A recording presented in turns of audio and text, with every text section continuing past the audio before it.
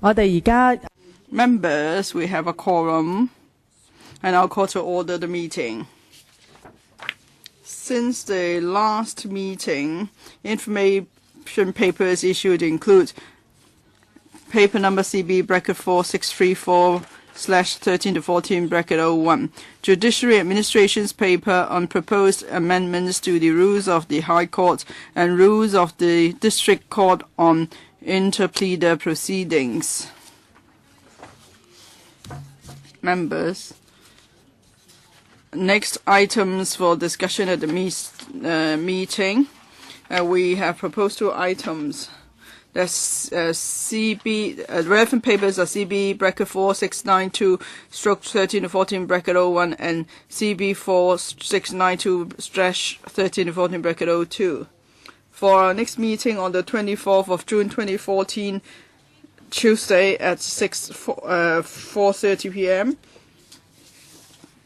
We have the administration proposed these items for discussion. First one, proposed creation of judicial posts and a non-civil service position in the judiciary and strengthening of the directorate structure of the judiciary administration. That's item 1 on the list of outstanding items for discussion. Second item is further. Second one is implementation of the measures to strengthen the governance and operational transparency of the Legal Aid Department. That's item 3 on the list of outstanding items. For further expansion of the supplementary legal aid scheme, that is item 2 on the list of outstanding items, and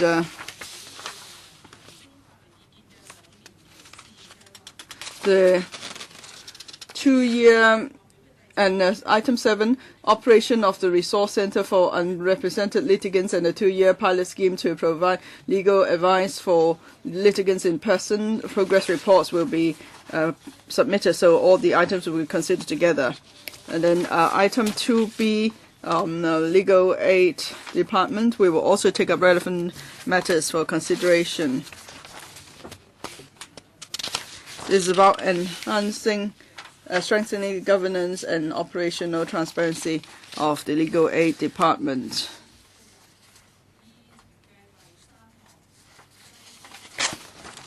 Now, item 3 on the agenda, implementation of the recommendations made by the Law Reform Commission, paper number CB 4692/13 to 14 bracket 03.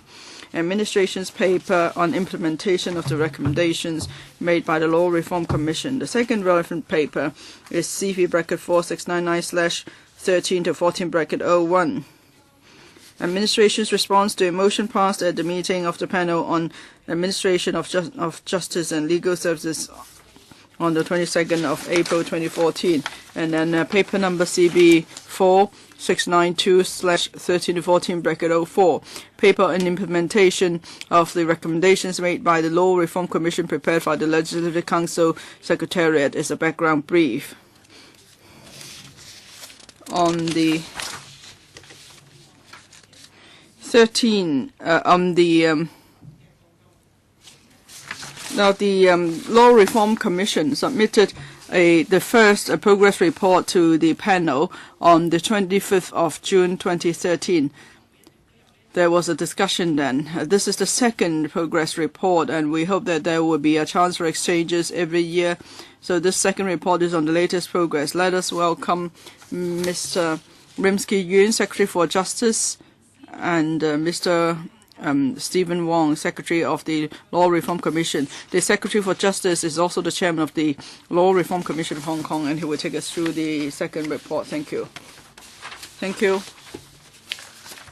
members and Madam Chair. This is the second report submitted to this panel under the reporting mechanism introduced in 2012. As the Secretary for Justice and the Chairman of the Law Reform Commission,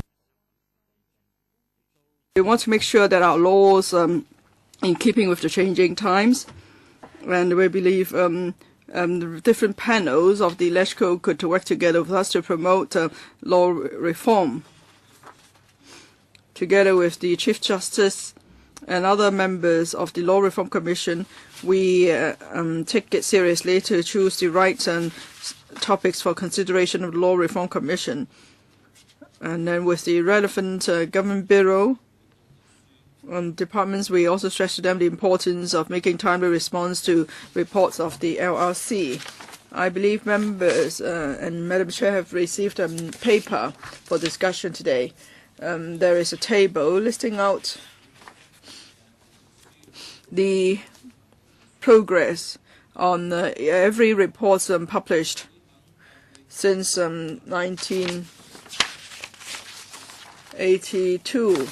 Now, the LRC has published a total of 63 reports on various law reform issues.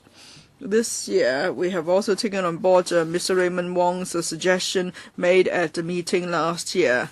We have rearranged the list, and we grouping the items together by different categories. Now, there's one report where there is no proposals to make any changes to the law. For the other 62 reports, they could be grouped into 5 different categories. The first category, proposals implemented fully. There are 32 such reports, or 51.6% of the 62 reports. The second category is the proposals implemented partially, 7 reports, or 11.3% of the 62 reports. The third category is proposals being considered or implemented, 18 reports, or 29% of the 62 reports. Fourth category, proposals rejected by the administration. There are 3 reports, or 4.8% of the 62 reports.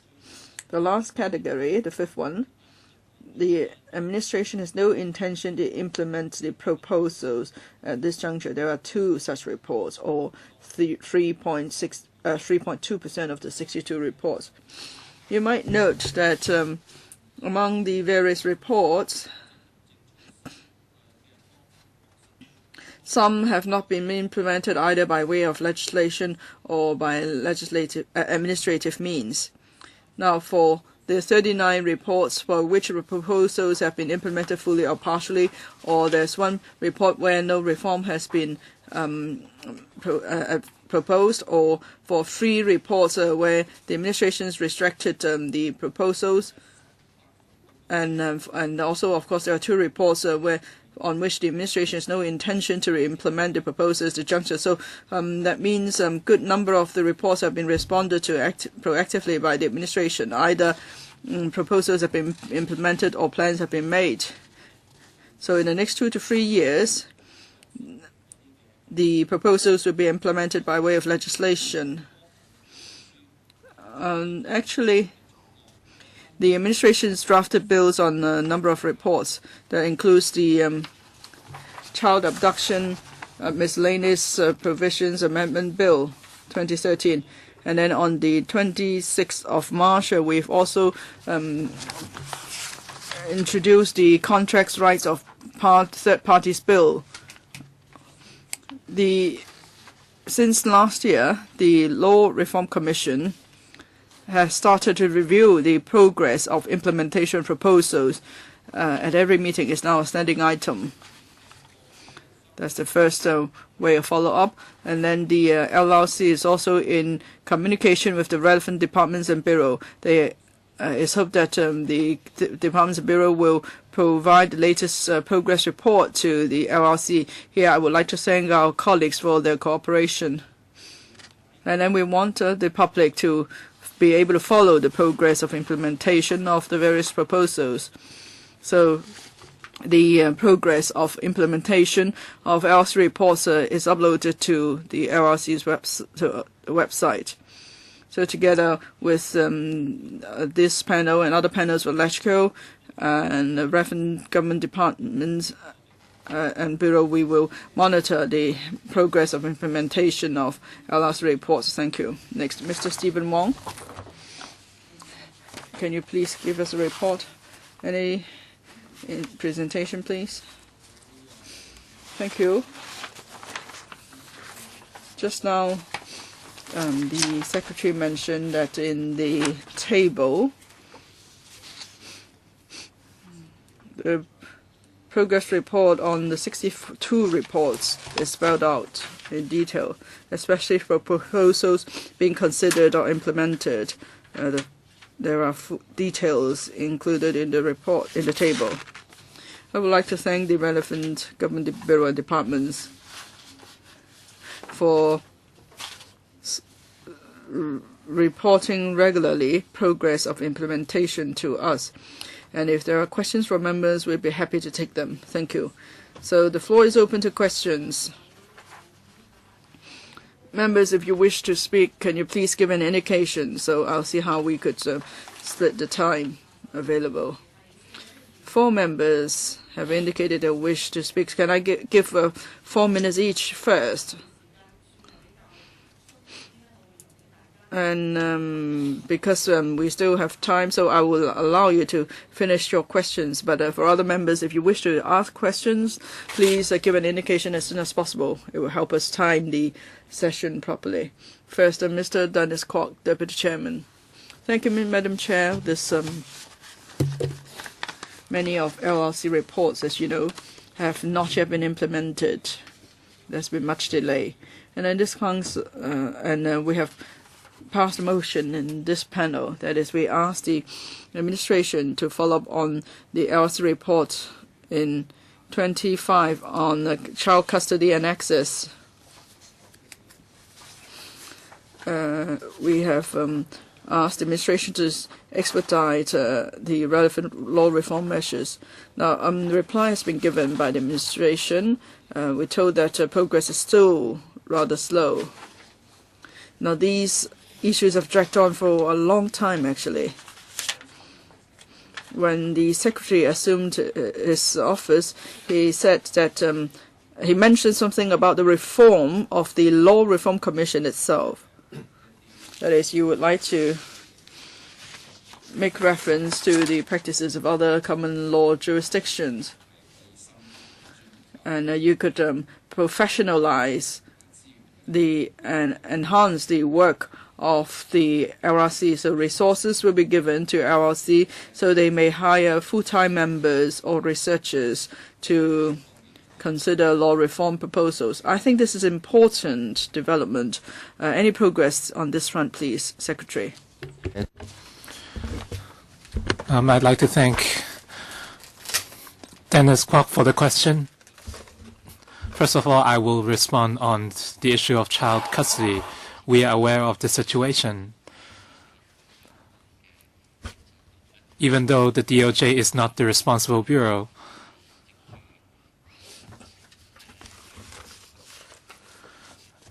we have, through 2 meetings last year on the family bylaw, we have discussed the issue.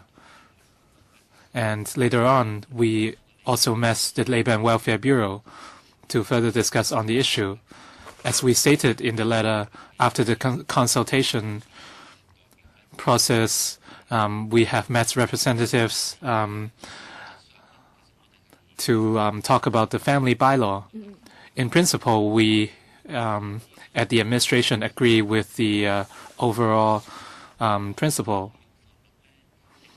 However, there are different views on whether legislative means should be adopted or otherwise.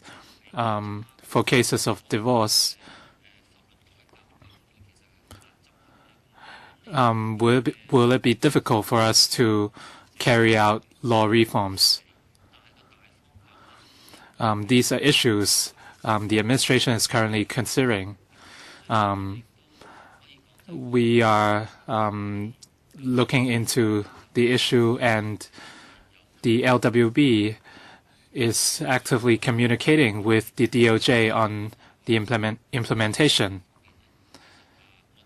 And in terms of law reforms, we are facing a number of long-standing issues. When I entered office, this is an issue. This has been one of my priorities. At the end of last year, I visited the UK, and met relevant officials on law reform. I've also looked at other jurisdictions to learn from their situations.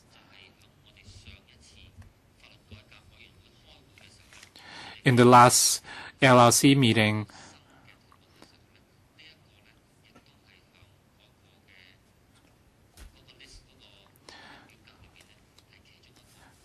this is one of our items for discussion for the future at the Law Reform Commission. Next, Mr. Tang Ka-biu. Thank you, Chairperson. Out of these many reports, I'm more concerned with item C, items under consideration. For serious criminal offenses, there is a list of exceptions, which means the judge can exercise discrepancy.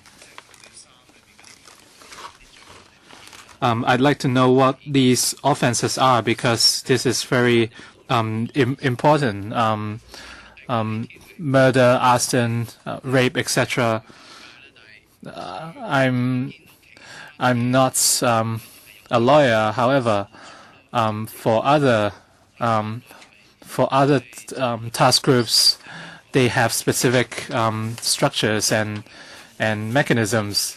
However, in this case, there is no mechanism. So you have simply listed out these items. Are you going to do something about it? If you grant the judges greater power, I think it's acceptable. But for serious offenses, if these suspects are not imprisoned, I think it would cause a stir within the society.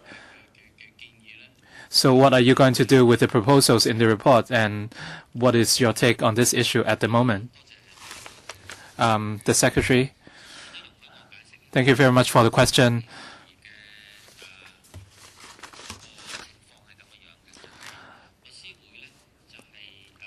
The Hong Kong Law Society commissioned a professor from HAU in a study. And the report of the study was submitted to the Law Reform Commission by the Law Society. And after reviewing the report, the LLC agrees with the recommendations.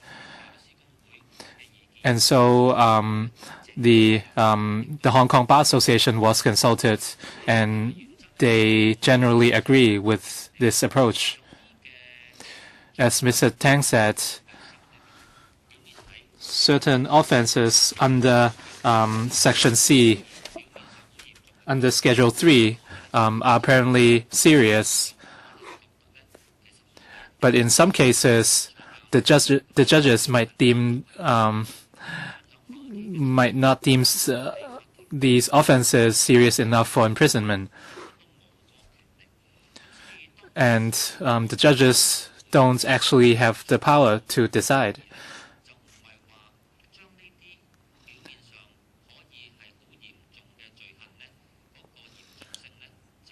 And we are not trying to negate the seriousness of these offenses. But what we are saying that is, in some cases, if the offenses are not very serious, we should give the judge the power of discretion in order to enhance flexibility. So, what is our position on the issue? After the LRC report is announced, we have followed up with the issue, and we have looked at other jurisdictions, and we have also discussed with relevant bureau and departments.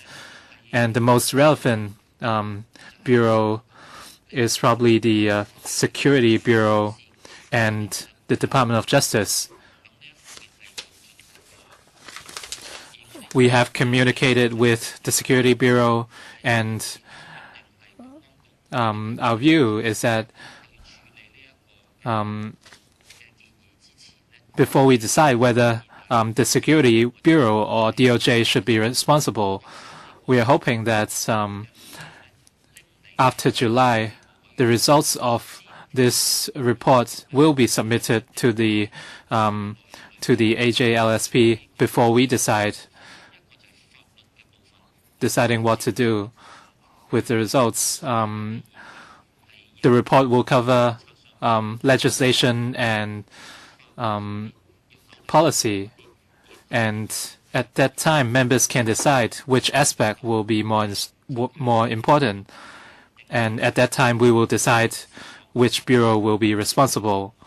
If it's more biased towards administration, the Security Bureau will be responsible. If legislation is emphasized, then the DOJ will be responsible. We are talking about very serious offenses, and they are very controversial.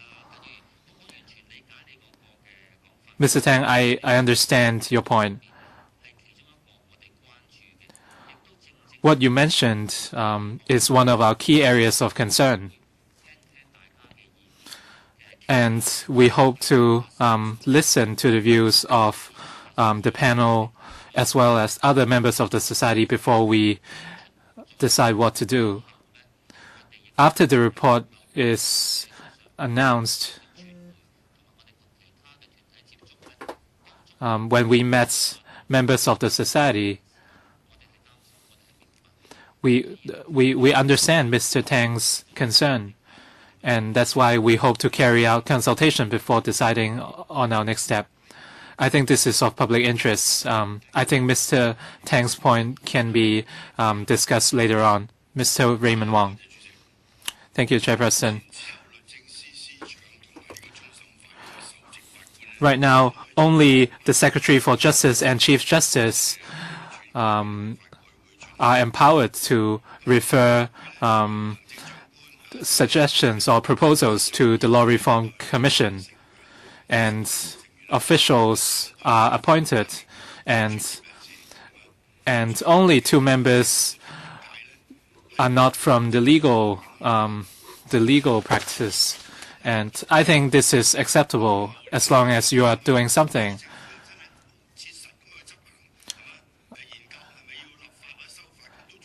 And I think the government if the government is studying the possibility of such reforms, then it's acceptable, but this is not the case. And the Secretary for the Department of Justice and Security Bureau make up the Judiciary make up 40% of the LRC, and basically the government has too much say on the issue. Under DOJ, there is a legal department, and there isn't a need to incorporate these members in the LRC.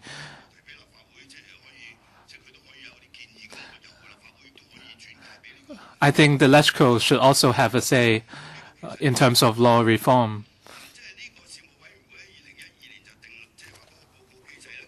A reporting mechanism was established in 2012, and every year the Secretary for Justice would report on the progress of the implementation of the proposals.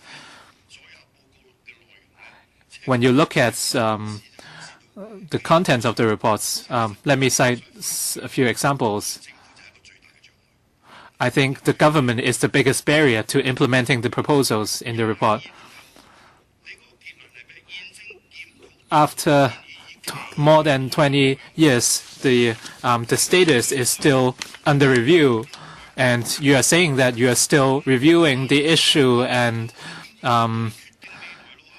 looking into the future. We are talking. It's been 22 years, and the people who have originally raised these proposals are long gone. And for another proposal raised in 1999, you're saying that you will study the proposal in 201.15 for insolvency proposals.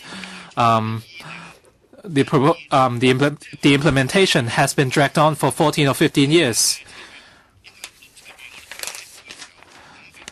In June or July last year, the proposals have been passed, and in this long road of review, why didn't you implement such proposals into the company's ordinance? These are something you should have done, but you have allowed the issues to drag on. And we have done the second reading and third reading, and after such a long time, they still haven't been implemented. And on the contracts for the supply of goods legislation, you said that it will be completed before the end of 2014, and this, I don't believe it, to be frank.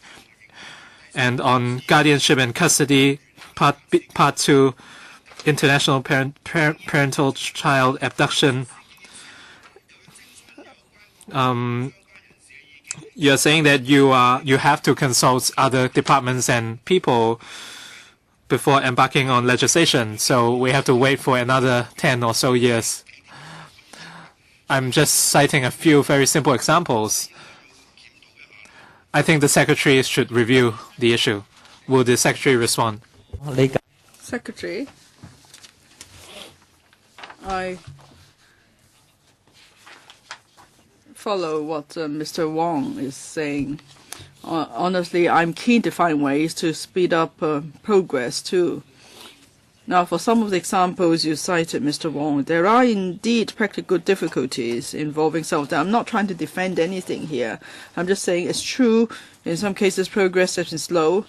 And I'm not saying it for the first time. Indeed, progress has been slow for some cases. But then in others, there are practical difficulties. For example, Mr. Wong referred to insolvency. How come when we rewrote the company's ordinance, we didn't do that as well, do it together? Now, at the time, I wasn't in the government yet. As a barrister, I was the advisor to the committee to rewrite the company's ordinance. I could see that for different sectors, there were truly divergent views on what to be included or not included in the rewritten company's ordinance. And so there were difficulties indeed in balancing the views from different sectors. The other example, child custody. In various jurisdictions, there are divergent views as well. For example, some women's groups are very much against it. The legal sector is for it. And then when we decide we should go for legislation, then we find that in some jurisdictions, they're actually going the other way now. They're going backwards. In the past, they might support legislation, but they no longer support that. For example, Singapore, they have done something similar to us. They've reviewed the whole issue, but then the judges told us they decided they can't do it through legislation. They have to do it through non-legislative means. But is there any way to remove these differences or make improvements to progress, going by what you just said? That's why the relevant government departments and the stakeholders and the sector have to keep in communication on a long-term basis. And that's one of the issues in implementation. But I agree with you, Mr. Wong. Whatever we do, and for whatever reasons, so we have to come up with ways to address those issues. That's why just now when I replied to Mr. Dennis Kwok, I said that when I assumed office, I started paying attention to this issue. And when I visited the UK, I paid a special visit to the Law Reform Commissioner and learned from what their practices are. Now, for these items, they are still on the list of items to be reviewed by the LRC. We would like to come up with effective ways, but then we have encountered immense difficulties. That's true too. And then it's not a matter solely for the Department of Justice either. Thank you. Dr. Elizabeth Quat, now item 57. Accepted offences under Schedule 3 to the Criminal Procedure Ordinance. I speak for many women. We don't understand why for Schedule 3 offenses, those as regarded as serious offenses like rape, how come they are to be accepted? And why is that Schedule 3 is to be repealed altogether? Because if you have a cross-the-board repeal, then you're sending out a wrong message to the community that rape is not a serious offense after all. So if you believe there are certain offenses that are less serious, perhaps they should be dealt with separately. Many women's groups believe that there are, a lot of offenses of an obscene nature. They are serious. Apart from rape or attempt to rape, there are other serious offenses, indecent offenses, and we believe they should be included in the schedule, actually. Now, just now the Secretary explained that for the Schedule 3 offenses, some may be less serious, but then to us women, we cannot accept that rape is less serious. Rape is rape. There is no such thing as a more serious rape or a less serious rape. Because if that's the position, is really worrying. We're worried that after you repeal Schedule 3, more people may think that, well, I can take a chance here because I may get away. I may not serve time at all. And then we'll be seeing more such offenses. Secretary, thank you, Dr. Quart, for your question. I fully appreciate what you're saying, but we want to make this point clear. Now, we're not talking about sending out a wrong message to the community. No.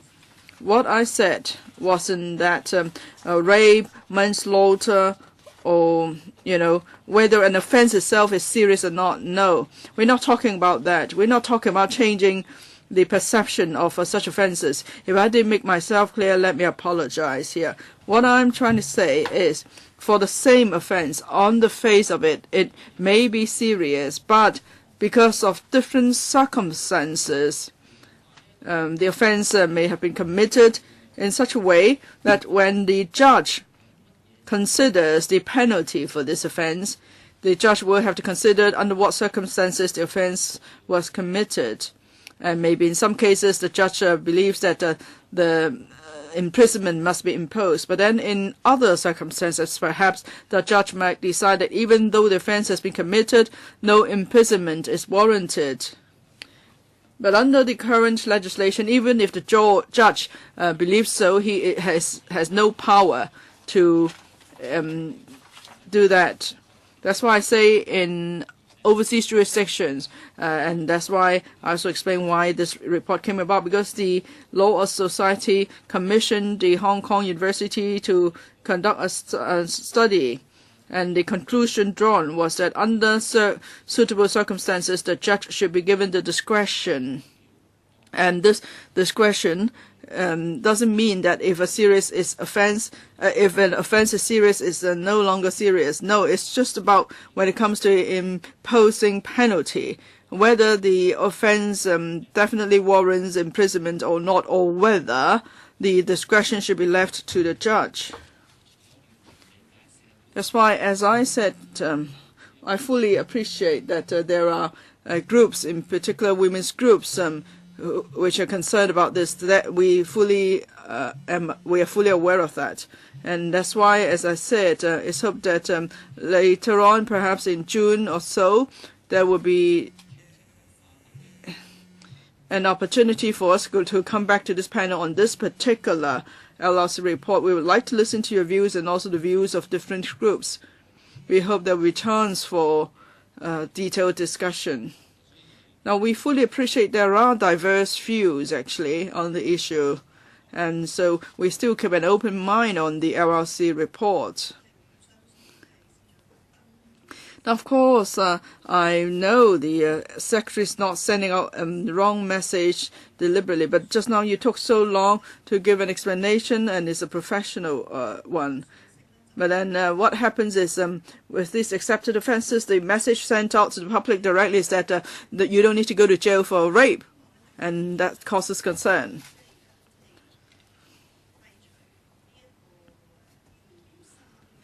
So about accepted offences under Schedule 3 or repealing Schedule 3, many women's groups are really concerned. I don't think we can finish discussion in just one meeting, so perhaps on this item alone there should be a dedicated meeting and we can invite women's groups to come and give their views. Well, Mr. Kwok has made that point as well, and of course we've heard a lot of views in the community.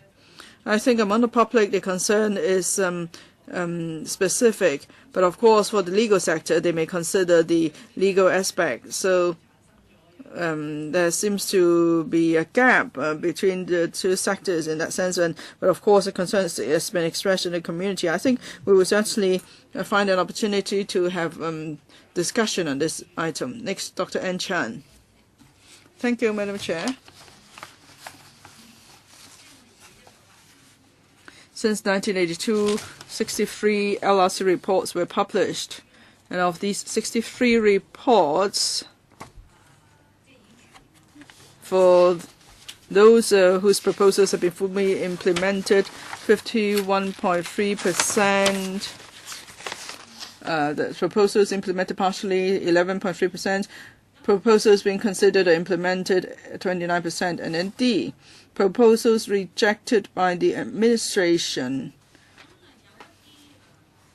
So I'd like to know this. Why is it? Is it the case that just because the administration has rejected the proposals, so these proposals would not be proceeded with? And who made the recommendation? But then you're part of the administration too. So I don't quite follow the process. Can you please explain? You know, also Law Reform Commission, there's a group of people, right? And they make the recommendations, right? So how does it work? Secretary. Thank you, Madam Chair. Thank you, Dr. Chang, for your questions. Now, as the Secretary for Justice and also as the Chairman of the Law Reform Commission, I, together with the Chief Justice, have the power to refer subjects to the Law Reform Commission for consideration, or the Law Reform Commission may set up a working group to study the relevant subject. Now, since I assumed office, I would not just make a decision on my own to say, okay, this would be referred to the LRC, this would not, or I would just suggest to members that let's pick this subject. No, that's not how we do it now. What we do is, if we believe a subject merits a further consideration, then my colleague will prepare a paper on the subject, spelling out what the law in Hong Kong is and what the law is like in other places, and what room is there for improvement. And then we will refer the matter to the LRC for consideration at this meeting, and then LRC will decide whether the item will be taken up for consideration. And if it is, then there will be a midterm report, and there will be public consultation. After public consultation, there will be the final report, and that will be the report of the LRC. After the LRC report is published, the relevant government departments would review the report and decide whether to implement or not implement the proposals in the report. Now, Dr. Chang, you referred to 3 reports whose proposals were not implemented. Well, those 3 reports are rather technical in nature, actually. One is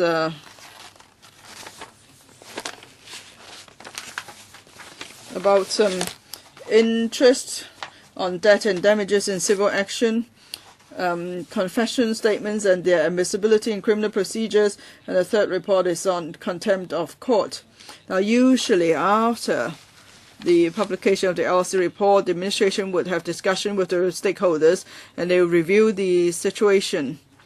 In some cases, the administration may have its own policy consideration, or it's also possible that since the publication of the report, the circumstances have changed. For example, child custody is one case in point. While it's still a new subject, but then in different countries, in Southeast Asia, many have changed their views over a short period of time. So for these various reasons, the administration may decide that after consideration it would not accept the recommendations of the RC report. So that's more or less the flow of work. Well, that's why this panel is the right forum to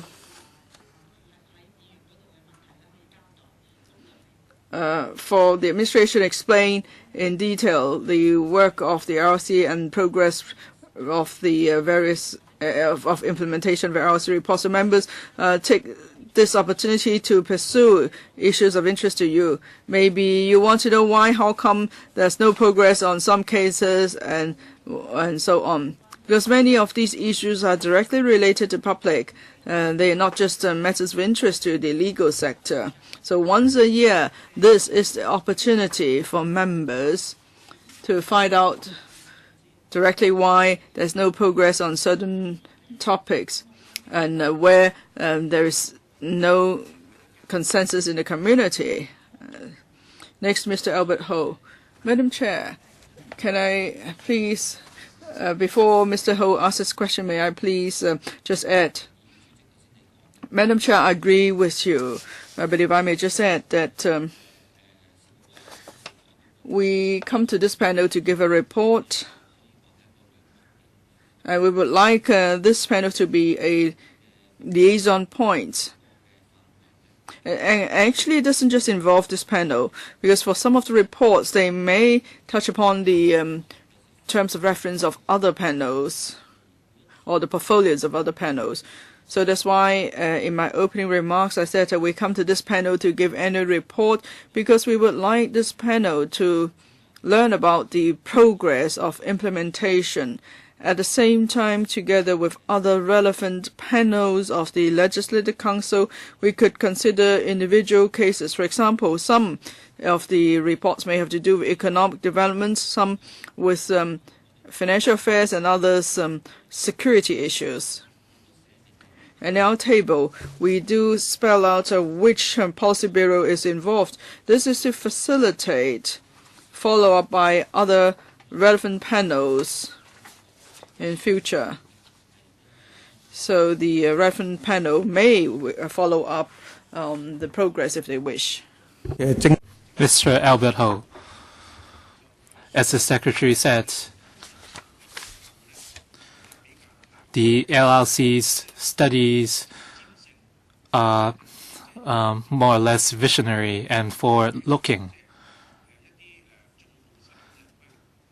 and they often take reference from jurisdictions in developed areas on the basis of fairness and transparency. They are not policy-driven. In other words, they don't really have an urgency to implement policies. Their job is to look at areas in which Hong Kong is lagging behind.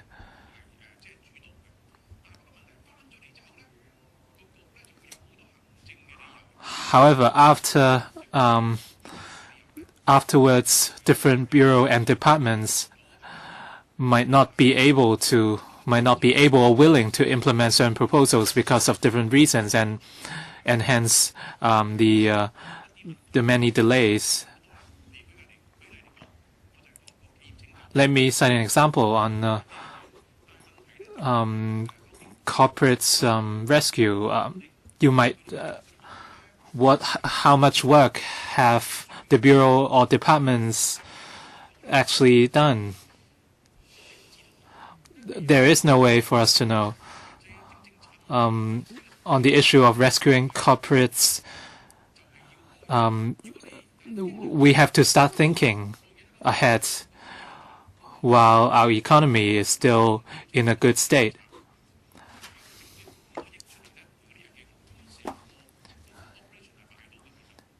If we can plan ahead, we can save the government a lot of money. And on the issue of guardianship and child custody,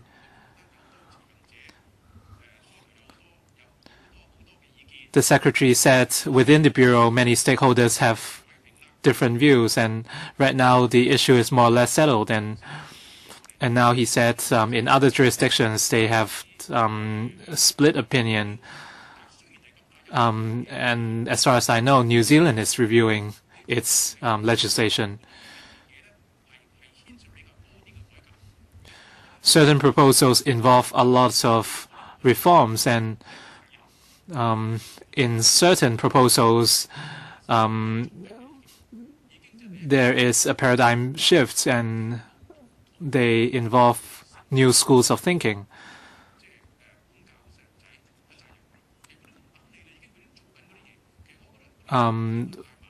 For issues like child custody, we must speed up, and if the reforms are implemented, the courts would be able to proceed things more swiftly. Of course, this is not the responsibility of the Secretary, since time is limited on your side. But my opinion is that the administration and its bureau are too conservative. They should adopt a more global perspective. I understand why there is hesitation within the bureau, because a lot of money is involved.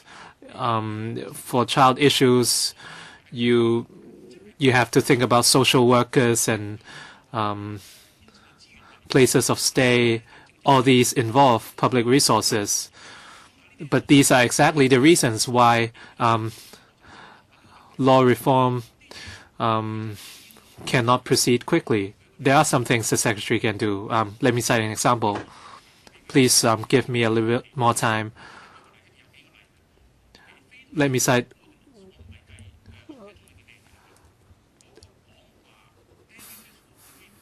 for damages bereavement. I raised a member's motion, and the figure was raised from 70,000 to 7,000 to 70,250,000, but the government has not done anything since then. These are something the Secretary should do regularly. We no longer have the power to push these changes through, and after some time, you must review the situation. I'd like to thank Mr. Ho's question.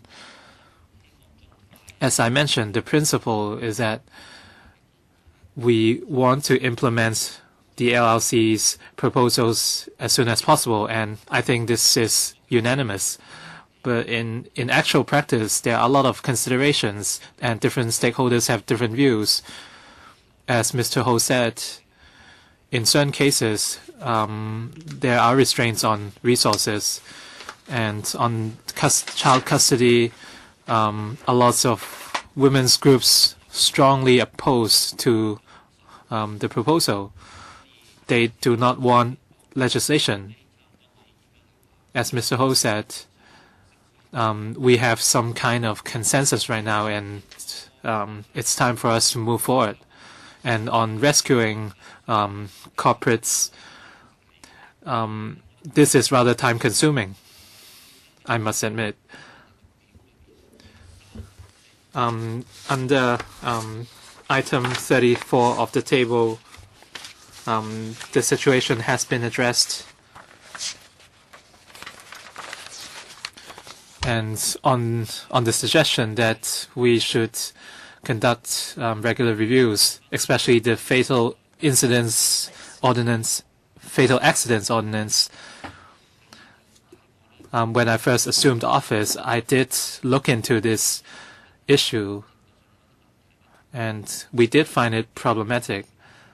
And these problems cannot be solely tackled by the DOJ. And finally, in response to Mr. Ho and in response to Mr. Raymond Wong's earlier question, whether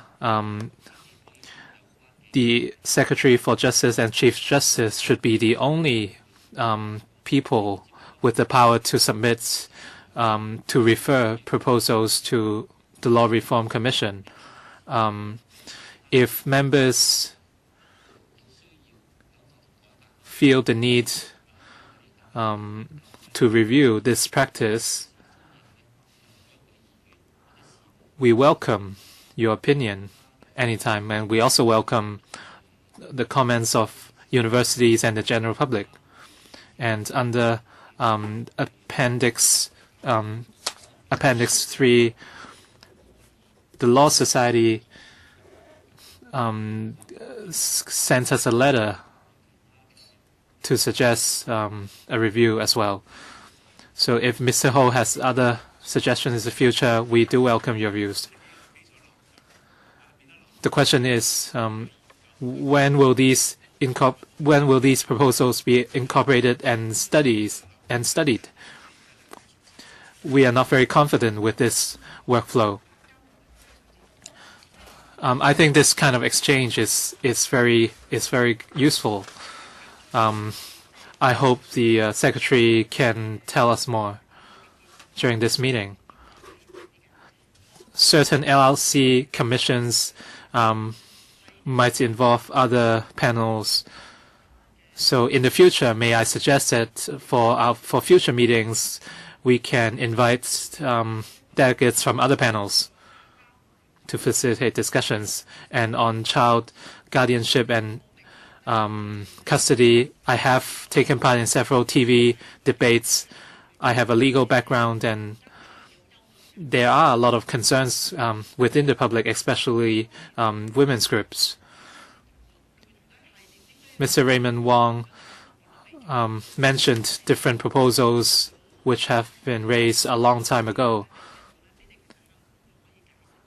I think you should take this chance to explain the situation to the public. Maybe things have changed.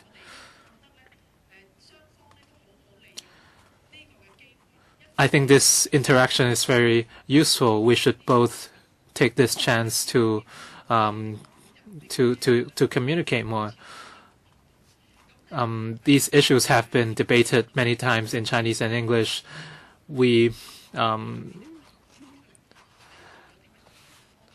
If you can tell us what you have done, I think it will help solve public concerns. And Mr. Tam Yu Chung.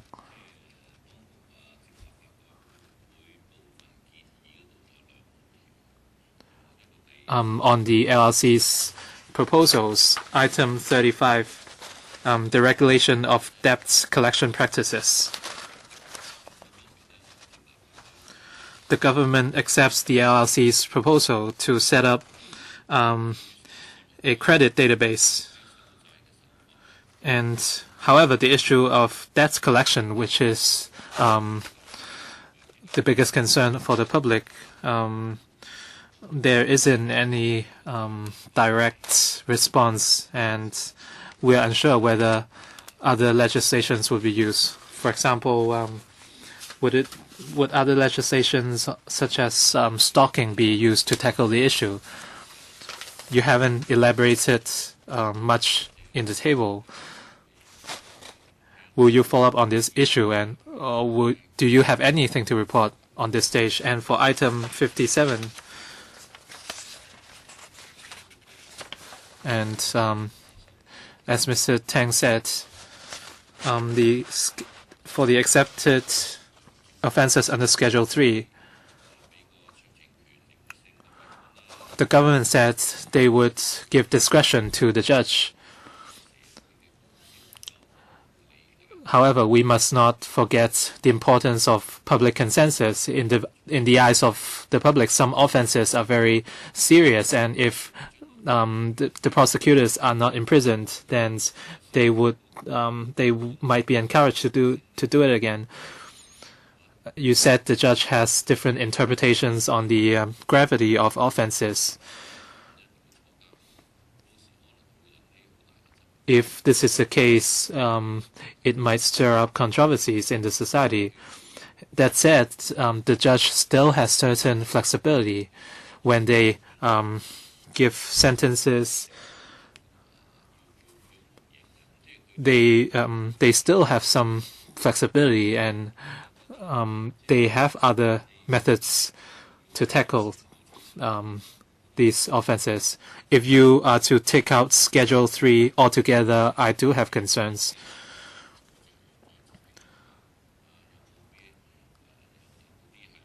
For the accepted offenses under Schedule 3, can we have further discussions to see which offenses are acceptable by everyone? If you talk about battery, manslaughter, rape, etc., I think this would stir up controversies if not handled properly. The Secretary, please. Maybe I will respond to the second part first for accepted offenses under Schedule 3. I understand Mr. Tam's view. Can we consider the offenses under Schedule 3 case by case? This is one direction we are currently considering. As I said,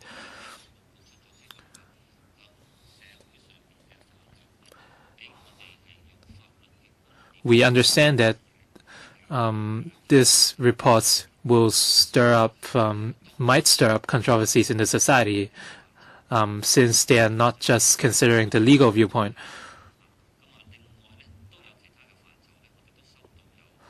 We have received views from women's groups as well as other organizations. And as I said, we hope we can come here again in July or after July. We welcome the views of the panel members as well as other members of the society. We do want to gauge the public sentiment on the issues before we draw up our next steps. And for the first part of the question, under item 35. As far as I remember, after the report was published, or just before the report was published, the loan sharks or the debt collection practices, some Filipino domestic workers might who have loaned money, who have taken out loans. The situation had improved when we look at the statistics. And legally, we were able to prevent such practices. And the report also mentioned technical feasibility. And at this stage, we did not feel the need to introduce extra legislation. Today, of course, the debt collection practices persist, but the situation is no longer as serious as before. And that's why we cannot say that it was a wrong decision. Mr. Chen Kin-po, about class action, what is the progress, please? Class progress would have much impact on the business sector. In the report, you said that you've held many meetings. So what is the government's position? Would you conduct consultation first before you come to any decision? Secretary? Yes, Mr. Chen, you're right. We understand the business sector has, if I may say, huge worries about this.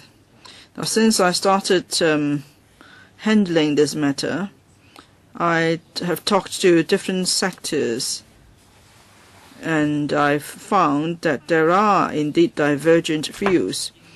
Put simply, first of all, should there be class actions?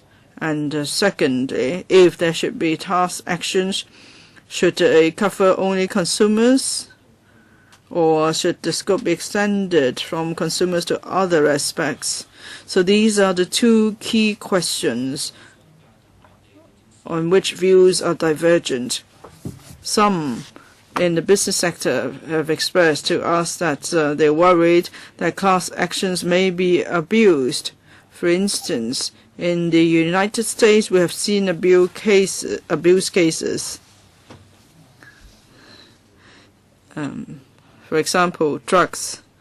Or this happens even in the insurance sector. So we fully understand these concerns, but at the same time, we need to strike a balance somewhere. Now, this issue came about because the Judiciary conducted reform on civil actions. This was a point raised in the exercise, and that's why the Law Reform Commission proceeded to do a study on the subject. So we now have an interdepartmental and committee, working group to review the issue. We've had many meetings, and if the business sector has any views, we more than welcome them.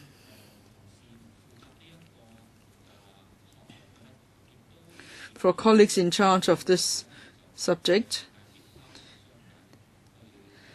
they have sought views from different sectors, including the business sector.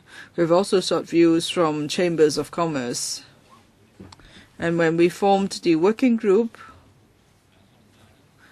we included representatives from the business sector, the legal sector, and other sectors, because we would like to balance the interests of different sectors and also their views on the question of class actions. What would be the product from this working group? Would it be a consultation report or recommendations? The working group hasn't finished its work yet, so before the working group finishes its work, I shouldn't give them instructions or compel them to take a certain direction. I think we should leave it to the working group. If at the end the working group believes we should not proceed with class actions, then it may be in the form of a report. But then, or if the working group agrees with the LRC and believes there should be class actions in Hong Kong, then the working group may give specific recommendation. That is, first of all, there should be this system, and secondly, the system may require changes, or maybe there's a need for a piece of legislation. So a draft may be prepared as well. So it's up to the working group. After discussion, they will decide on the way forward, and they will give us their views. Thank you. Mr. Chen, if you have any views, you must express them now actively. So this is the annual report on the progress of implementation of recommendations by the LRC. This is a very useful session. You might note, Secretary, we have members from more different sectors now. Maybe in the past there wasn't keen discussion on the subject. And this time around, we encourage members from other panels who are not legal professionals to come and give their views. If they're able to give their views early, perhaps it will help the administration or the LRC in how they should follow up on the LRC reports.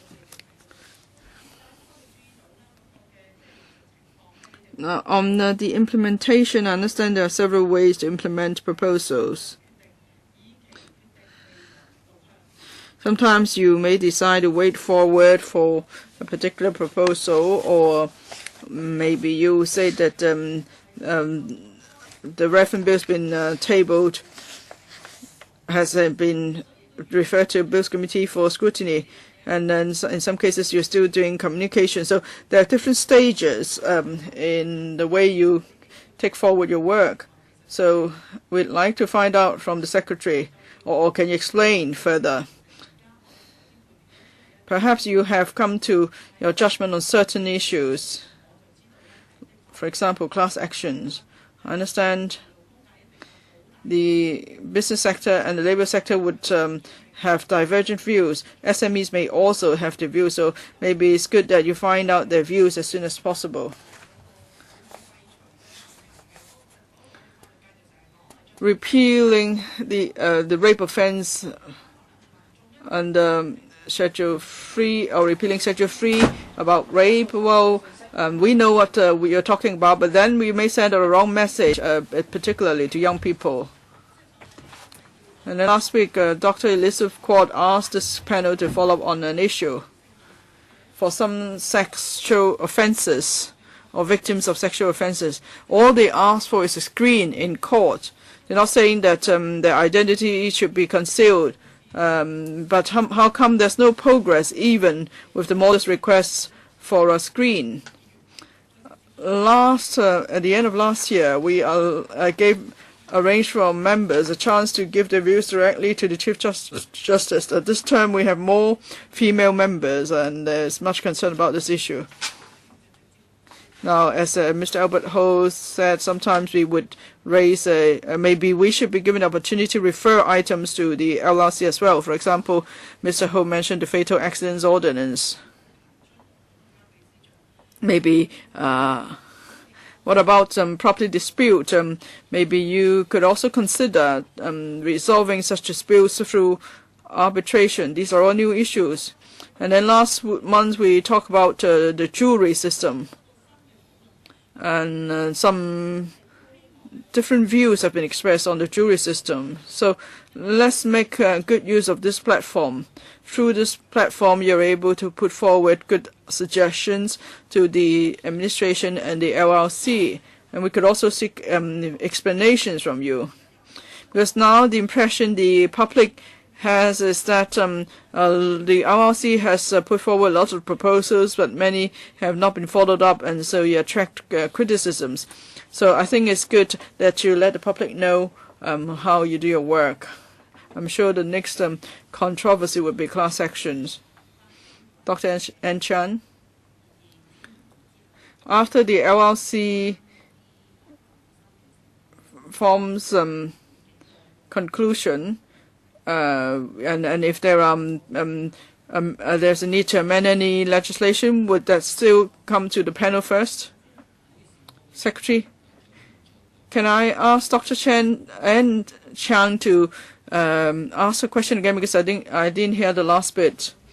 Now, if you have any proposals, would you go back to the relevant panel first? Now, usually,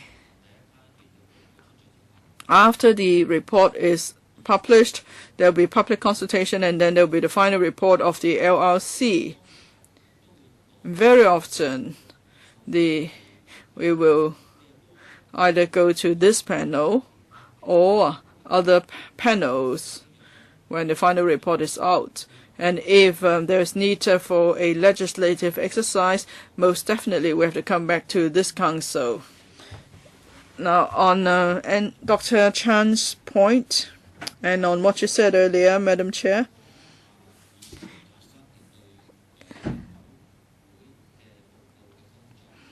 on LRC reports or work of the LRC, say on class actions or Schedule 3 offences, we welcome the opportunity to have to explain this situation either in this panel or at other panels or at joint panel meetings. Schedule 3 is an example that I cited. After the report is published, we would very much like to listen to the views of members of this council. And perhaps we could use this panel as a platform for us to listen to the views of different deputations.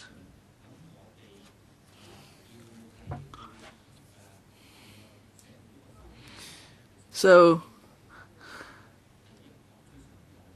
this would be an effective way for us to gauge the views of the community. So the RC would be able to gauge the views of the community, and I think this is a win-win arrangement. In future, as you schedule items for discussion at your meetings, you could do this if members agree, of course. Secretary, anything to add, please? I'm glad to hear a positive response from the Secretary.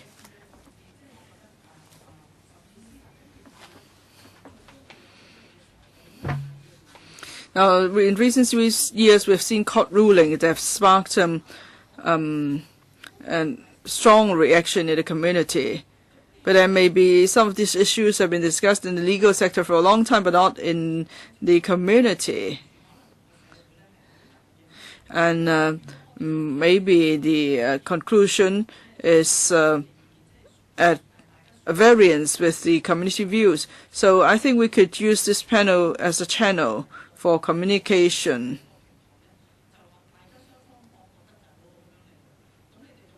So let's make good use of this platform, and then you'll be able to hear the views of other sectors and the public. If there are no further questions, I would like to thank the Secretary for joining us in this discussion. I hope in future we could focus our discussion on certain topics, and we might invite you back to have further discussion with us. Thank you. Next, let's move on to item 4.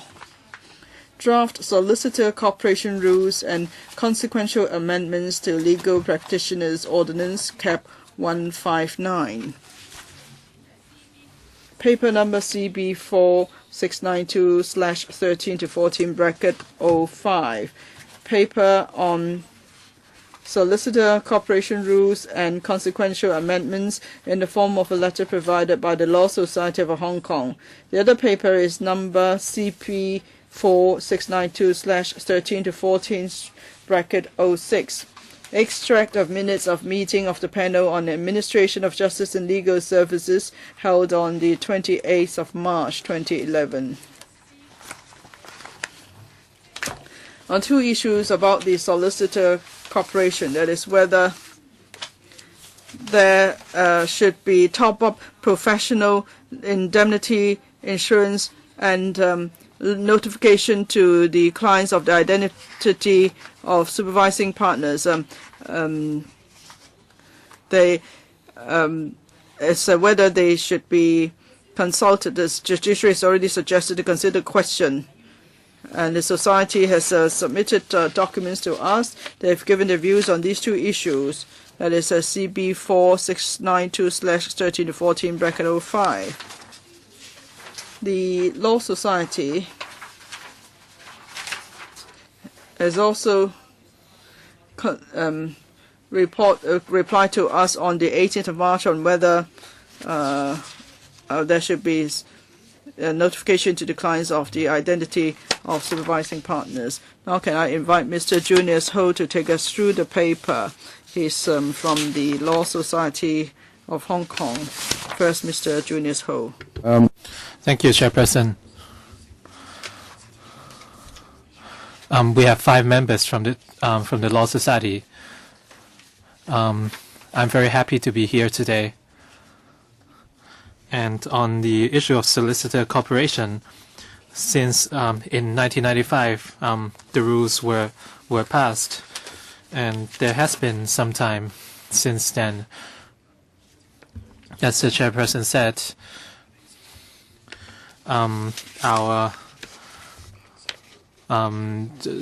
the judge has passed these changes, and if the solicitor cooperation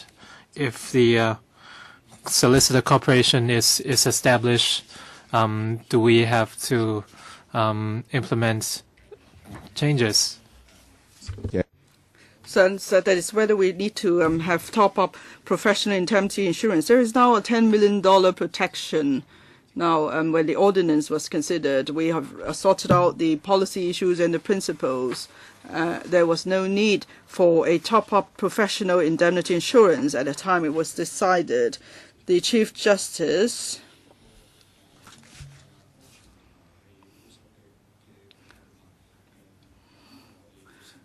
taking a safe and conservative position, asked us to come back to give you a report. So the conclusion is that there is no need for this insurance. But the reasons, earlier on we provided a letter to the Secretariat of this Council. Annex 3, we have done some comparisons. Now, we said that in principle there is no such a requirement when the legislation was passed into law. And also the global trend is such that like in Singapore, they have the Solicitors Corporation. Their indemnity insurance is at a lower level than our statutory level. In the UK, they've also lowered this level to £500,000 from £3 million. And that's the trend around the world, as you can see. In Hong Kong, the indemnity liability is $10 million. And we don't see any evidence that this is not enough. That is not enough as a protection for consumers' interests. So in terms of top-up professional indemnity insurance, that is the case. And then after the Solicitor Corporation is set up, who would have to take up the relevant work? Section 7AA of the Legal Practitioners Ordinance with introduce a limited partnership liabilities. Now, we would like clients to find out exactly within a limited partnership liability who's the person who is the managing partner. So the foundation is there, the basis is sound. So within the Solicitors Corporation, we don't mind the naming of the supervising partners. So if there is need to consult clients or where inquiries need to be made, there is this person in charge. So in principle, we agree to that arrangement. So these are the two major issues. If there are no other questions, perhaps I will stop here. Thank you, Mr. Ho.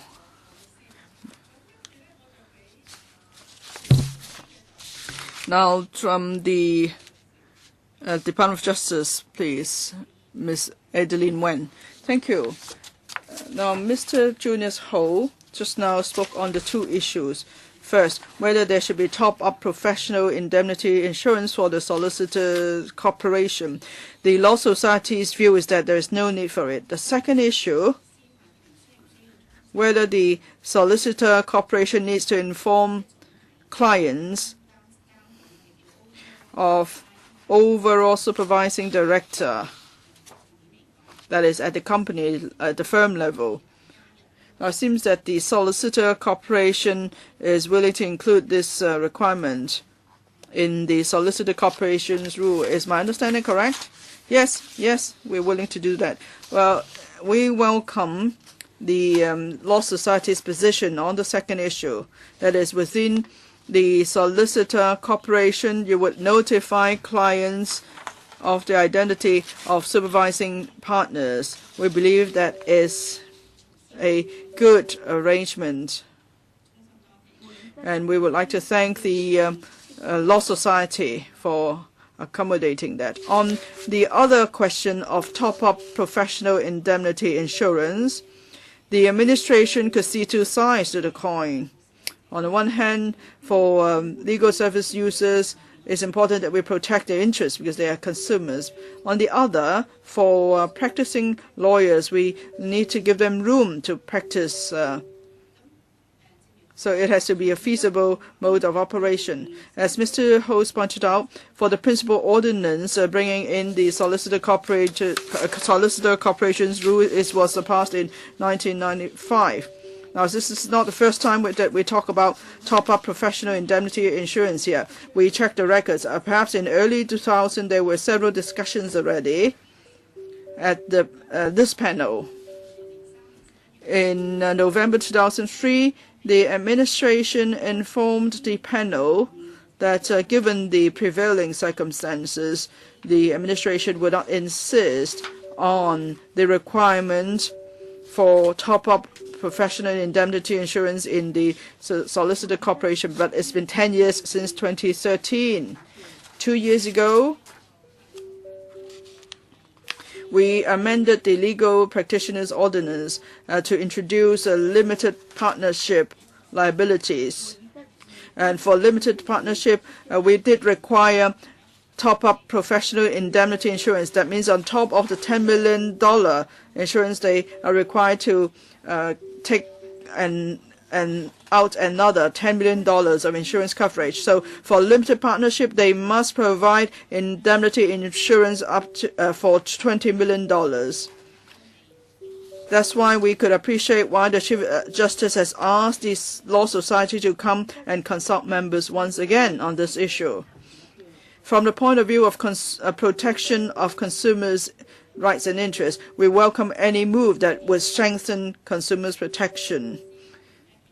But for the solicitor corporations, now this is something we must not delay any further. If at this stage we ask the solicitor corporation to include a top-up professional indemnity insurance, this may further delay the introduction of solicitor corporation in Hong Kong.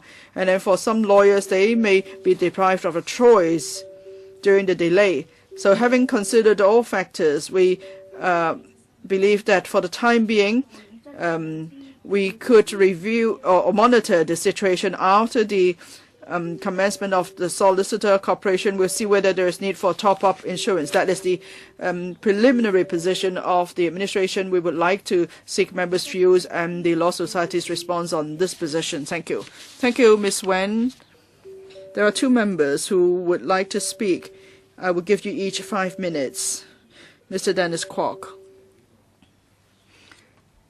Madam Chair, we've talked about this for a long time, since 2000. We've been going back and forth on this issue. I hope it will become a reality soon. On the question of insurance, I don't see a need for top-up insurance.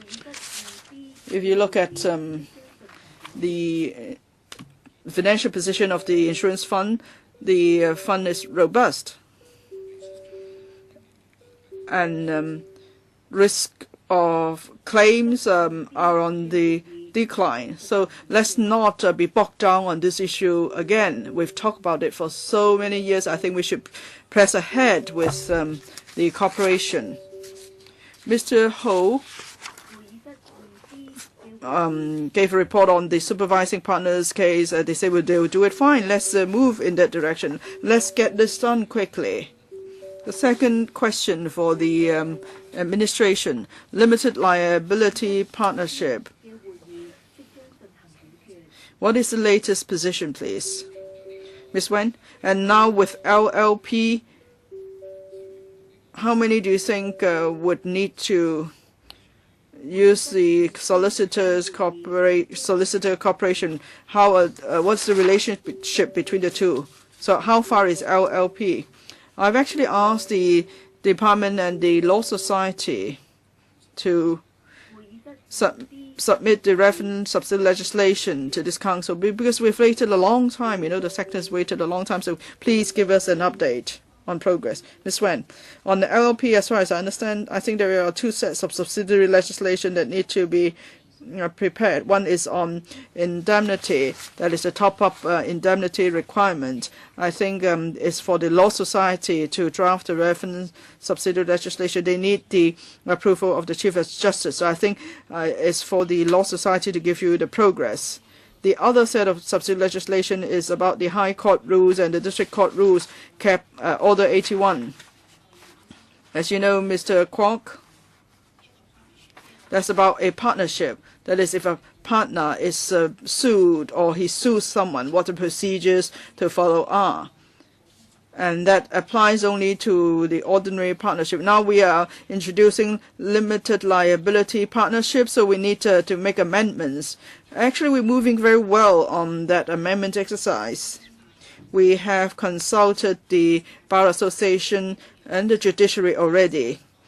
In principle, they have stated their position on the policy issue. That is, they support the proposal put forward by the Department of Justice. Now we are in the drafting stage. We have already given a brief, a drafting brief to the law draftsman. And I can tell you we've received the first draft from the law draftsman. I will ask colleagues to work very quickly, and hopefully within this week we could pass on the draft to all the relevant parties, including, of course, the Law Society, the Bar Association, and the Judiciary. Because now it's no longer a policy issue, it's about the drafting aspect. We want to know if they're happy with the draft.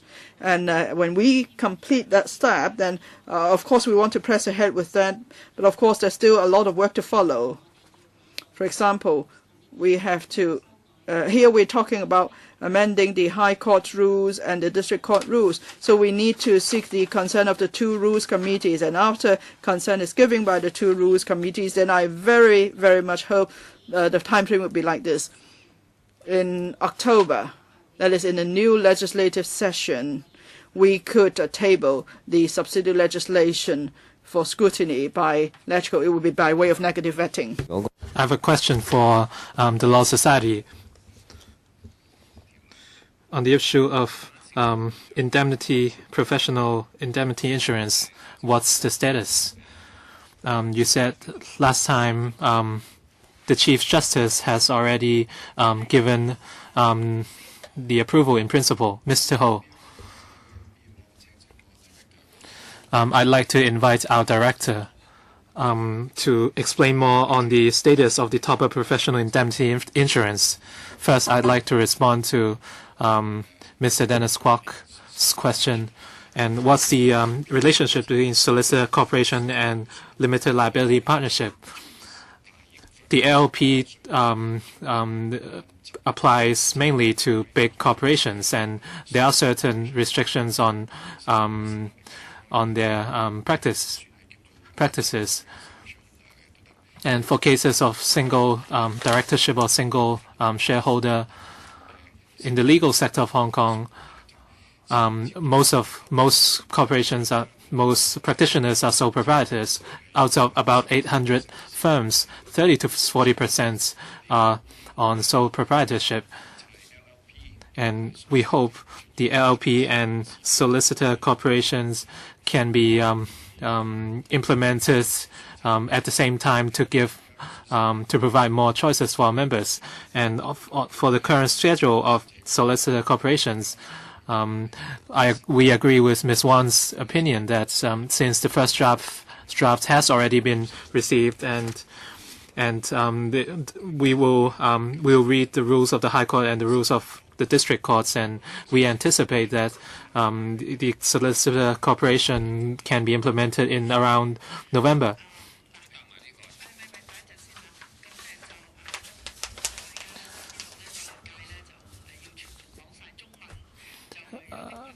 I think I understand it's hard for the legal sector for legal practitioners to talk about everything in English. So when you if you speak in English, please highlight the key terms in Chinese as well to facilitate our interpreters. We mentioned solicitor corporation rules and legal practitioners ordinance. If possible, since some members of the public might be listening to right now, so I'll let Mr. Kwok continue. On the top-up professional indemnity insurance, when will it be implemented? For the top-up insurance,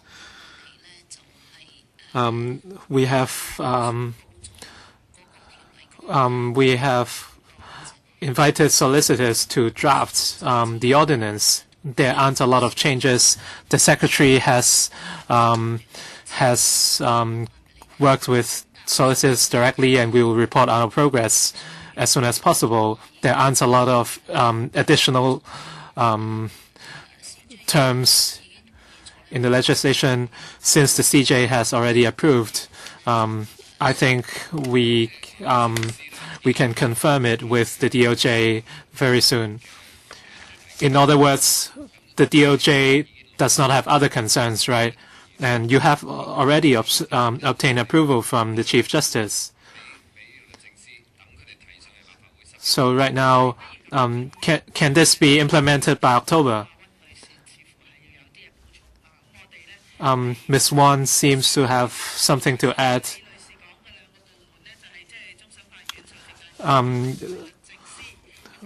Ms. Lee mentioned the Courts of Final Appeal, the Chief Justice and the Secretary of for Justice. I don't have any information on LLP with me today, but as I recall,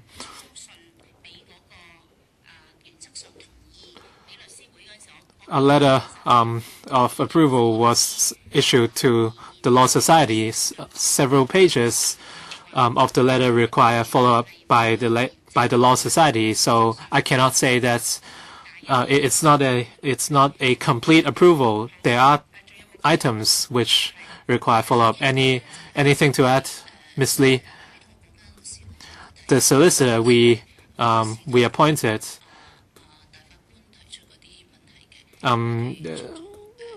issues raised by CJ have been incorporated, and we will ask our solicitor to follow up on these as soon as possible. Anything else to add? Can the Law Society provide a simple report on the progress of LLP, and when will it be tabled in front of LegCo for approval? We have been talking about the issue for years. And Dr. Ann Cheng. Thank you, Chairperson. And for solicitor corporations, for the insurance cover of $10 million for consumers, you're talking about the indemnity insurance, right? Are big solicitor corporations subject to the same requirements as small corporations? Yes, the requirement is the same. I have a follow-up question. Nowadays, many big solicitor corporations deal with big cases, and they deal with big cases.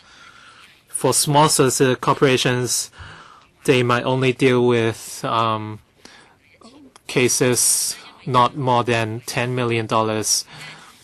Right now, the property prices are going up, and because of the property tax and other measures, taxes have also gone up.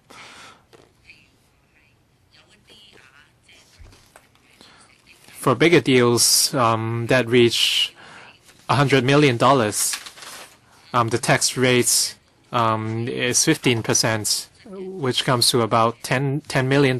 If any losses are incurred, the insurance cover of $10 million is actually nothing.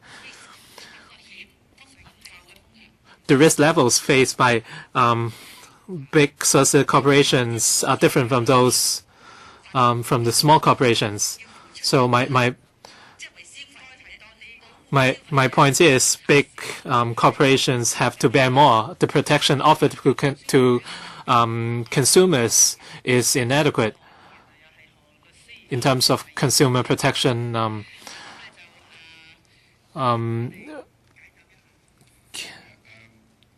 Can Mr. Ho respond, address our concerns on this issue? In the last 8 years, we had a plan on indemnity. According to our statistics, for cases in which the payout is over $10 million, the ratio is very low, not more than 1%. For most other cases, as far as consumer protection is concerned, most claims involve corporate clients who are limited companies, and most cases involve commercial activities. When we draw up the top-up professional indemnity insurance, we consider different factors. But the starting point is consumer protection. From our data, we don't see any inadequacies in our current insurance cover. When we look at other jurisdictions like UK and Singapore, their indemnity insurance amounts are also going down. And we also consider the actual operation. Under the current legal climate of Hong Kong, we also consider the mode of operation of legal practitioners, and we are trying to strike a balance. So you asked whether there is any difference in the treatment to big and small solicitor corporations. As I said, for LLPs, compared with other countries,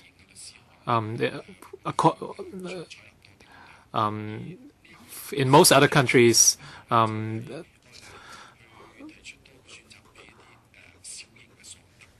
the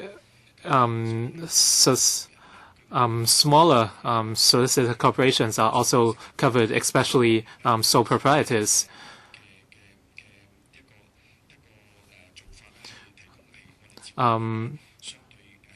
The treatment for solicitor corporations are different. We are trying to protect smaller solicitors corporations, and hence we don't consider the scale of the solicitor corporation. Anything else from Dr. N. Chang?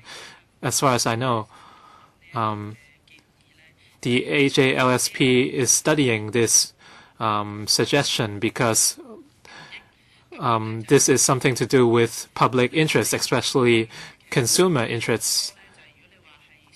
In the past, we understand that the public trusts solicitors. They are in no way as professional as solicitors in case of claims. In the last few years, I agree with Ms. Wan. According to the Solicitor Corporation Rules and Legal Practitioners Ordinance, we have had big solicitor corporations attending this meetings of this panel.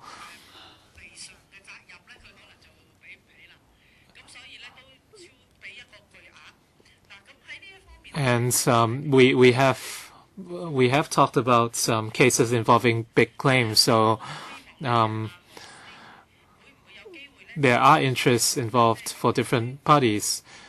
You mentioned the situation of top-up professional indemnity insurance. There is a downward trend in terms of insurance cover.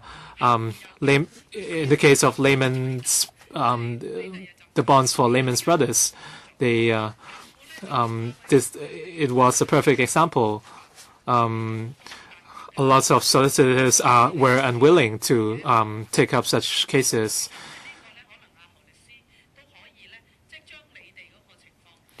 I think Mr. Ho can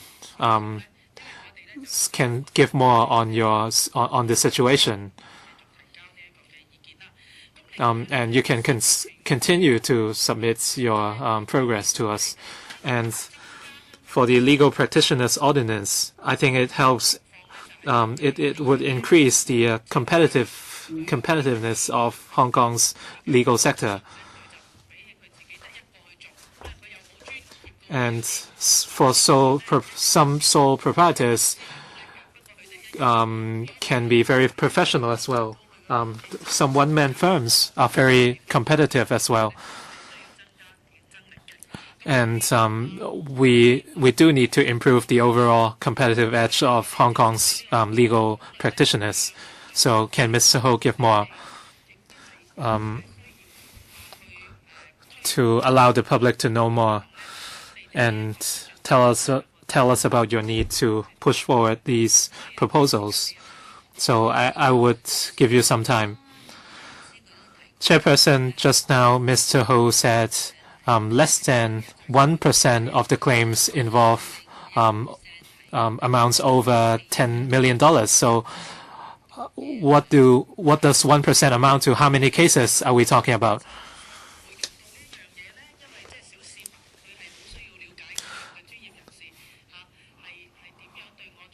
The public must know how the solicitors can help them. In Annex 4 of our paper today, we have laid out some information. In 1995 to 96,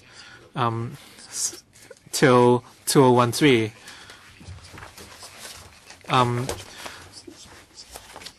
we faced 3,888 claims and 65 claimants, or 1.67%, involved claims of 10 million Hong Kong dollars or more.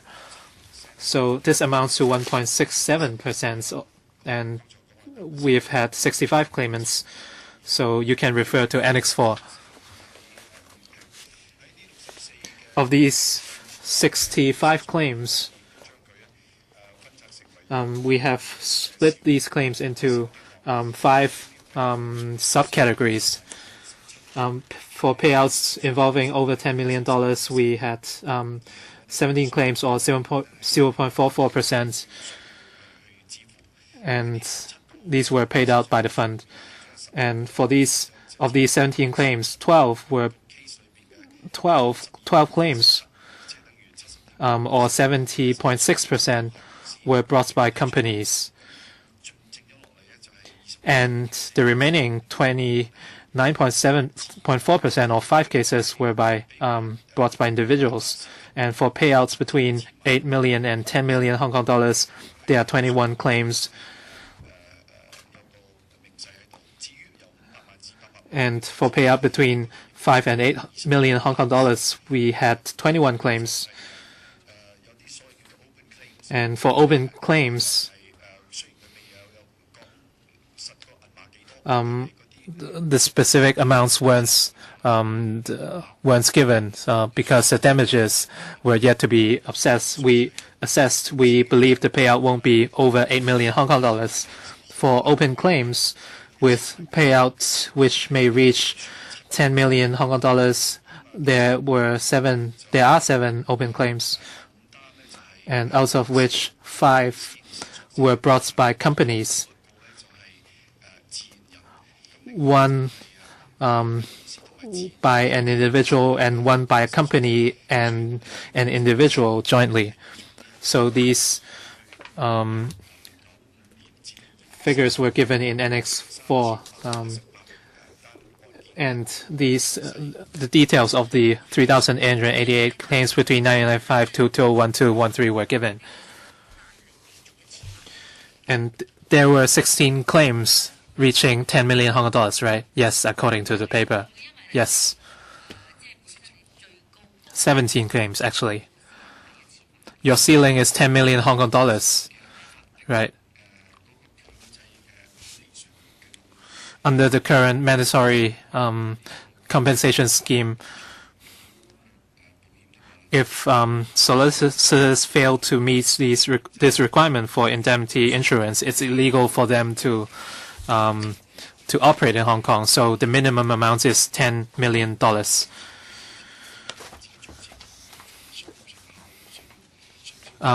There is discretion within trade, and solicitors also have business considerations. So we think this is a healthy practice. Dr. Ann Chang mentioned about the risk levels by different solicitor corporations. Mr. Ho's answer was that the minimum amount is $10 million, and big firms can choose to take out a bigger amount. I will ask this question at the end.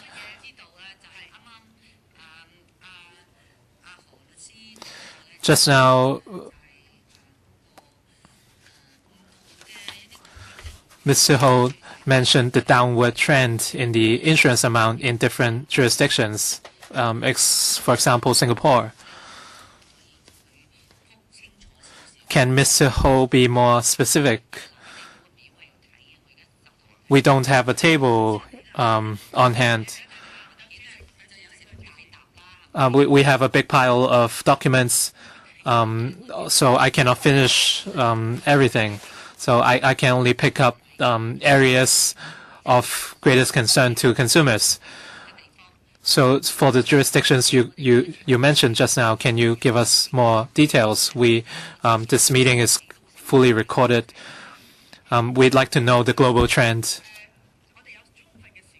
We have a lot of time. We've had very detailed discussions, so I'd like to give you more chance to explain more. So I would give you a chance to explain what you're doing, and the legal sector has its views.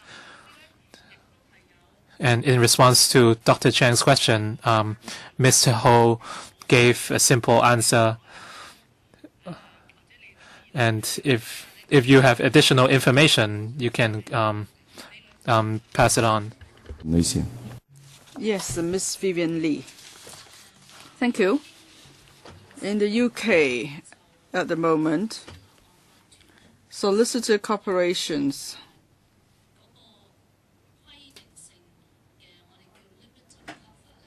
the limit of cover for solicitor corporations in the UK under the Solicitors Regulation Authorities, the requirement is that is £3 million. That's the current requirement.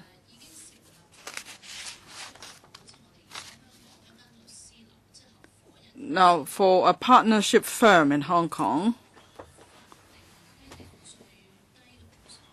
the minimum cover is £2 million.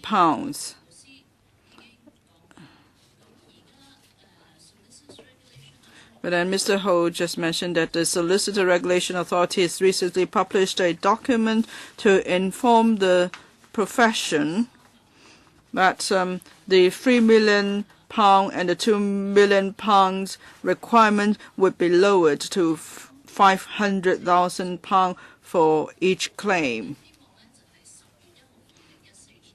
They hope that on the 1st of October 2014, they would the lowered amount would come into effect. The reason why they're lowering the effect is the amount is exactly for the same reasons as in Hong Kong.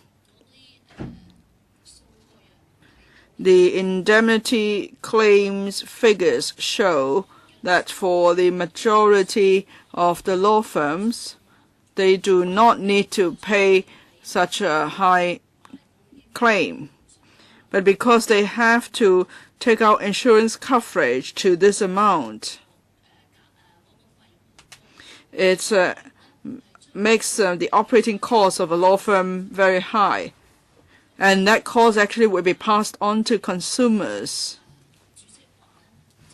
So that's why, as our working party chairman pointed out, that's lowered the competitiveness of law firms. That's why from the 1st of October 2014, they will lower that limit to £500,000. That's the UK's development.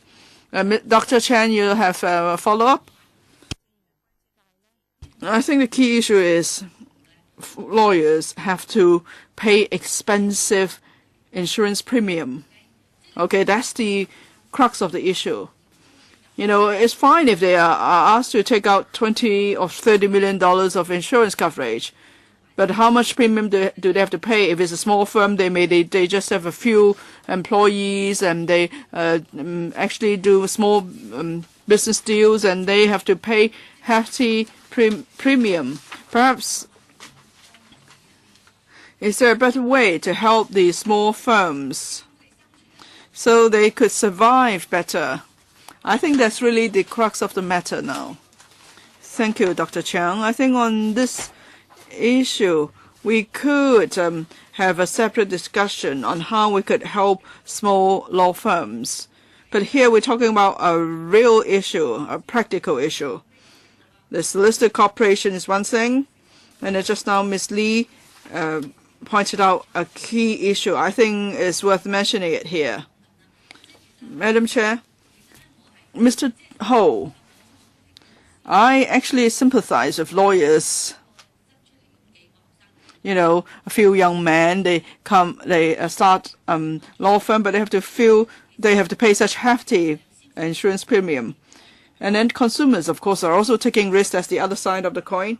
Now, I don't know what the situation is like in the UK. Say in conveyancing, do they have to go through law firms to buy properties? But you know, in Hong Kong, we write our checks to the law firms.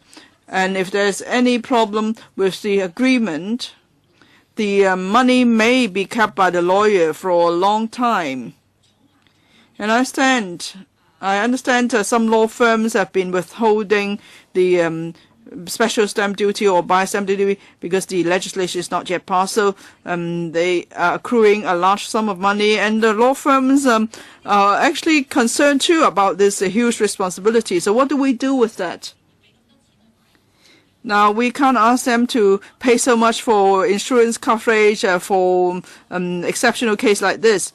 But what about a pool, like the CA Pacific case? After the CA Pacific case, now the administration has set up a pool fund, sort of, to pay indemnity or damages. Can we do something similar for law firms? I think the administration could look into it. I'm not a lawyer myself. I'm a lay person. I look at it from an outsider's point of view. So I want to protect consumers. At the same time, we want to help lawyers to address some of the difficulties in our face. They might need the help of the administration. Okay, do you have any response, or would you further study Dr. Chan's suggestion? Of course, we take very seriously the operating environment. Now we want to make sure there's a protection to the public, and it's a matter of striking a balance between that and the way we practice.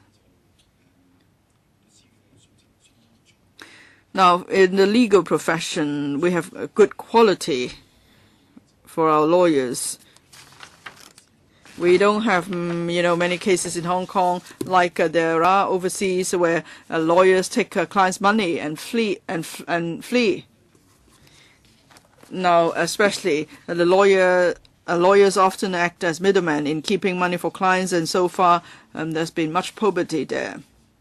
Now we have a monitoring accountant who would spot check the accounts of law firms to see if they're doing a proper job with that. And among our peers, of course, we pay much attention to such issues. We're not sure whether we're sleeping with the enemy or not. So in terms of internal audit, usually stringent criteria observed, we want to protect public interest. Because otherwise, at the end of the day, the the consequences will have to be shouldered by the legal profession. So, of course, at the same time, we try to find room to improve the operating environment for lawyers.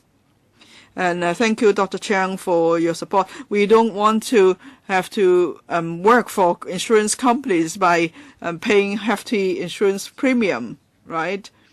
Now, solicitor corporations would help us improve our competitiveness and lower costs, hopefully.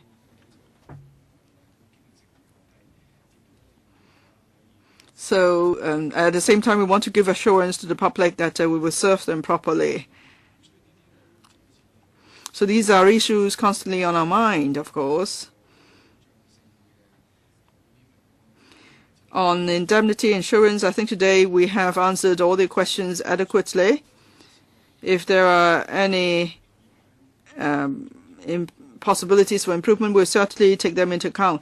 Dr. N. Chan's views will be passed on to the relevant committee in the Law Society for follow-up. Thank you. Mr. Leung Kwok Hong would like to speak for the first time, and then Mr. Dennis Kwok wants to speak for the second time, and I'll draw the line there.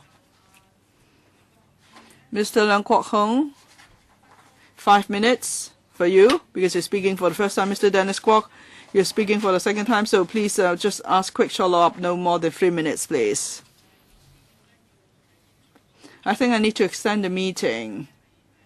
I'm sure members would accept the arrangement. Mr. Leung Kwok Hong? Madam Chair? Well, it's tough business, among lawyers because of competition. Competition, of course, has to do with business costs, and costs has to do with rent. I know all the lawyers I know they have moved from the busier districts to the less busy districts so they could survive. Of course, this is a matter for property developers. It's not for me. Second issue, I'm concerned more about the rights and interests of clients than those of lawyers. I know friends, he's kept some of money with a law firm, and then someone else used his ID card and the money was withdrawn. So was there a problem with the law firm? Or was the insurance company had a stroke of bad luck? I don't know. Now, you all know this person, Siu Yuk-yun. He's a well-known figure in Hong Kong. It happened to him. But, of course, at the end, that person was apprehended. Anyway, the point I'm trying to say is if you are inventing a product and you want to lower the cost of insurance coverage, how can we do that with public money? Because it's part of the business. They charge clients for their service. And clients have no bargaining power, or the clients could just walk away with their business, right? So I'm therefore dead against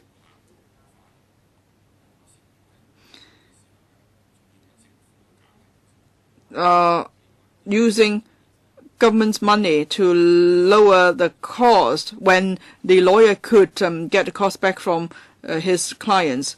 So I'm not for inventing a product by the government to help lawyers in that way. And if we are going to do that, well, better give them cheaper offices. And then, of course, you have to talk to developers. Now, maybe we could have Lawyer Street somewhere in Hong Kong. Maybe we want to lower the business costs of lawyers, so at the end of the day, the public will benefit. I welcome it. I would like to see that happen. But I think it's wrong the way we're going now. Professionals have to take out indemnity insurance, so why should we help them with public money? Mr. Dennis Kwok, a follow-up question. On the 2nd September 2013, under paragraph 3 of the letter, subparagraph 4, the Law Society anticipates a downward trend in the indemnity insurance premiums. Can Mr. Ho tell us about the extent of the downward adjustment? My concern is, especially for smaller law firms, the issue of premium is crucial for smaller firms. I'll give an answer, and if it's inadequate, my colleague can add more. Whatever we do, as far as business is concerned, the lower the operating costs, the better. I understand this point, and that's the reason we hope to streamline the process. But realistically speaking, or legally speaking, we must cover professional indemnity. And that's why an insurance must be taken out. And over the years, the Law Society of Hong Kong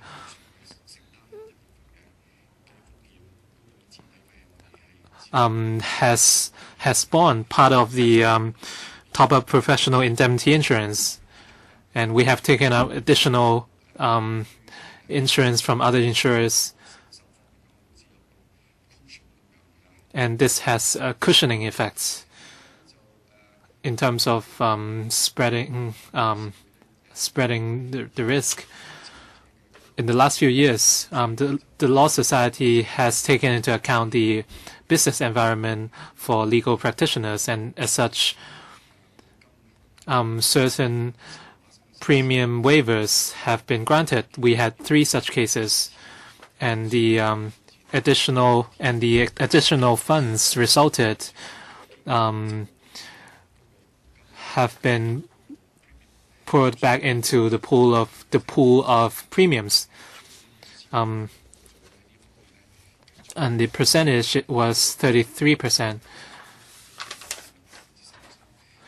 and 33% of the total premiums received were used for subsidy purposes. On average, each lawyer in Hong Kong has to pay $45,000 to $55,000. So each of them can receive a subsidy of about $15,000. We have more and more legal practitioners and law firms in Hong Kong.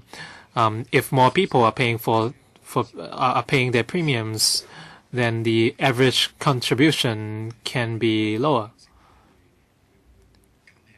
So we are hoping to lower the operating costs of lawyers without hurting consumer benefits. We've heard the comments of the Working Party on solicitor cooperation rules. So hopefully the relevant legal proposals would be put forward to the panel. And we will also invite other LegCo members to take part in our discussions, and I wish you luck with your work. So that's the end of our meeting today.